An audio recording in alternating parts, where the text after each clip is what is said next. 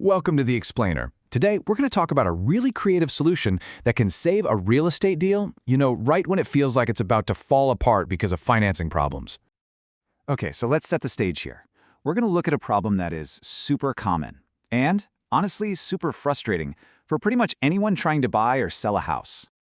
I mean, this is the question that keeps both buyers and sellers up at night, right? You've done all the hard work, you've found the perfect place or the perfect buyer, and then, boom, right at the finish line, the whole thing just collapses. So why? Why does this happen so often? And yeah, a lot of the time, this is exactly why.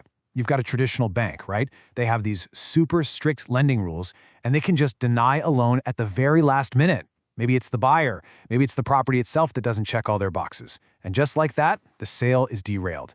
It's a huge amount of stress and a massive lost opportunity for everyone. But what if you could just sidestep that roadblock completely? What if there was a more direct, a more flexible way to get that deal closed? Well, it turns out there is. And this is really the core idea behind what's called seller financing. So instead of trying to navigate that whole complex maze of a traditional bank, the seller actually becomes the lender. It's a fundamental shift in the dynamic, and it can open up a ton of new possibilities for actually getting the deal done. So the key piece of paper that makes all this happen is called a seller financing note. Think of it like this. It's a formal, legally binding promissory note, basically a fancy IOU that the seller creates.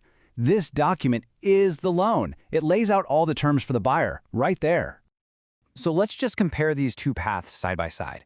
You've got the traditional loan route, which, as we know, can be really slow. It's totally dependent on the bank's rigid rules, and that means there's always this risk that the whole deal could just fall apart, even late in the game.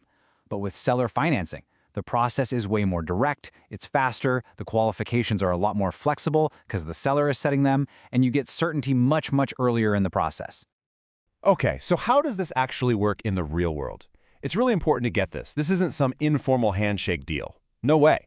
It's a professional process, and it's managed by a whole team of experts to make sure everything is seamless and totally secure for everybody involved.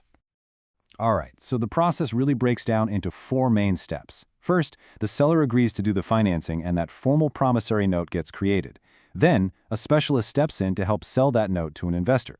That leads to the really crucial part. The investor's cash is what's used to actually close the sale. And finally, a professional servicing company comes in and handles all the future payments, managing the loan for the long haul. Let's talk about the team, the key players who make this whole thing work. First, you've got the specialist. They're like the deal maker for the note itself. Then there's the investor, who is absolutely crucial. They're the ones bringing the cash to the table to make the deal happen, and they often even cover the broker's commission. You also have a loan officer, and their job is to make sure everything is totally legal and compliant. And then last but not least, you've got the servicing company, who manages all the day-to-day money stuff, making sure it all runs smoothly. And this brings us to a really big benefit for the seller: flexibility. See, because this note can be sold to an investor, the seller isn't just locked into collecting payments for, the next 30 years. They get options, real options for how and when they get their money. So, for example, let's say a seller needs cash to buy their next home. They might choose to get a big lump sum right away by selling the whole note. Or, on the other hand, maybe a retiree wants a mix. They could sell just a piece of the note for some immediate cash and then hold on to the rest to get a nice steady stream of monthly income. It creates this super flexible strategy that they can really tailor to their own financial goals. Okay, let's talk about the safety net. A really common and totally valid question is, so is this process safe? And the short answer is yes.